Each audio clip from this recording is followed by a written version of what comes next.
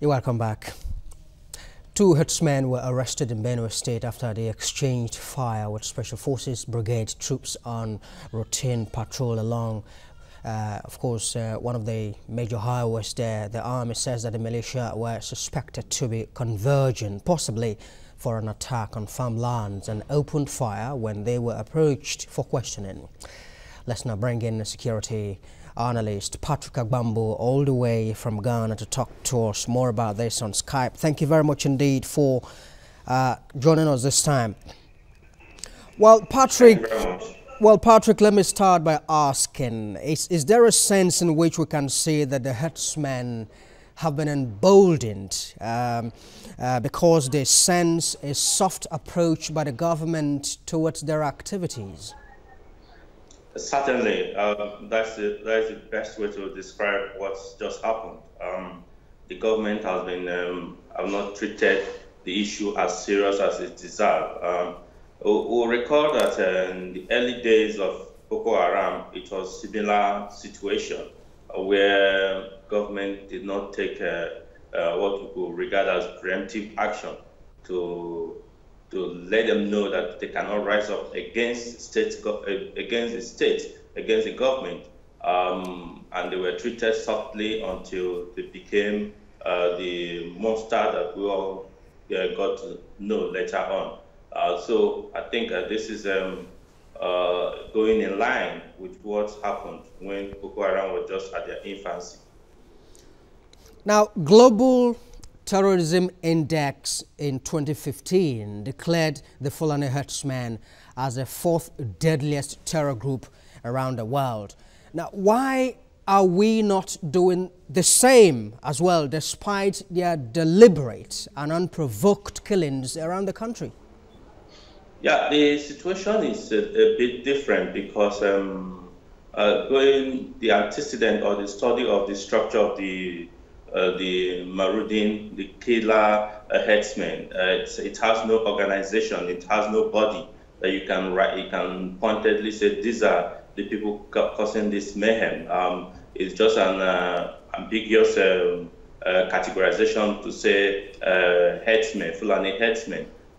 They don't have a structure. They don't have a name. They don't have a group that you can clearly say they are a terrorist group. That is the style in which they are operating, and that is why I suppose the Nigerian government has not come out to say, yes, categorize them as a terror group. But because they are operating in splitter groups, they are operating with different sectors, different commanders, and not well coordinated, unlike you could talk of Boko Haram or you could talk of the ISIS or the other group where you have a leader.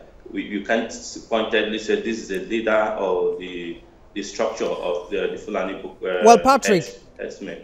Well, Patrick, the information minister had a different idea.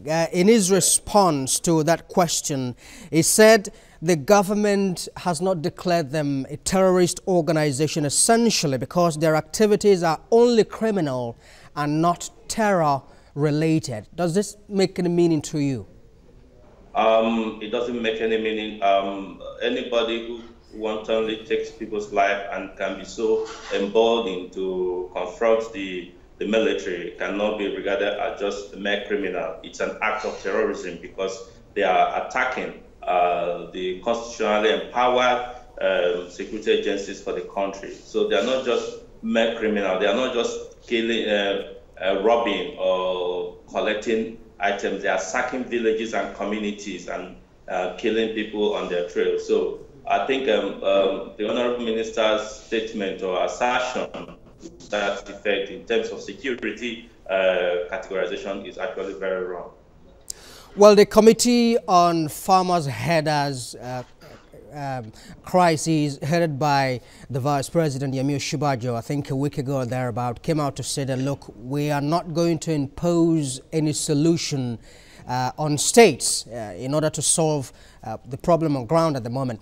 Now, you have states like Benue that have come up with their own solutions, which is, for instance, the grazing, open grazing law, and the Miyetti Allah, the Herders Association is at variance with this law. So doesn't that show that we are far away from achieving peace, for instance, in Benue? Yeah, yes, it is. Though my take on the issue about the open grazing law is that it was not well articulated, and it's something that you can't just force it, because these are people, the law-abiding herders have been living within the community. Some of them have been living there for over 80 to 90 years, and so they are become part of the communities. And so you can't just at a sweep ban the open grazing. There should be a systematic arrangement in which you can say, okay, within a specific period of time, you must stop it, and that I think would have been what the state government should have done than just instantly banning it. But that's not to say that it's not a solution. It's a good solution, but the time should have been the timeline should have been set aside for it to be properly done. Yeah, the recommendation of the presidential committee asking the states to bring up solution to solve it. In as much as I would want to say it's a good move, but I would also say that this is also the same pattern with Boko Haram. I remember during the government of President Yaradua, when the Boko Haram were coming up, states were asked to start a solution, bring up a solution to solving it until they became what they are today. So I think that we may not solve it.